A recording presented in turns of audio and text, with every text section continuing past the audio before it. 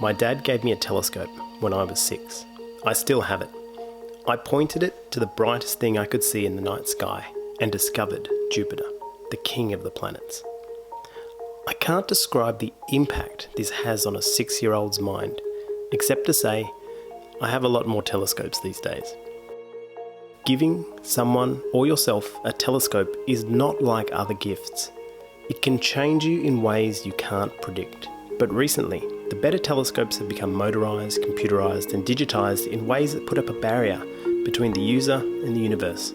Sometimes you don't want to deal with the technology just to see the stars, but the best technology is invisible and often right in front of us. The Celestron StarSense Explorer range of telescopes does something I've always wanted a telescope to do. Just show me what I'm looking at. But it does this without cables or Wi-Fi or Bluetooth or motors.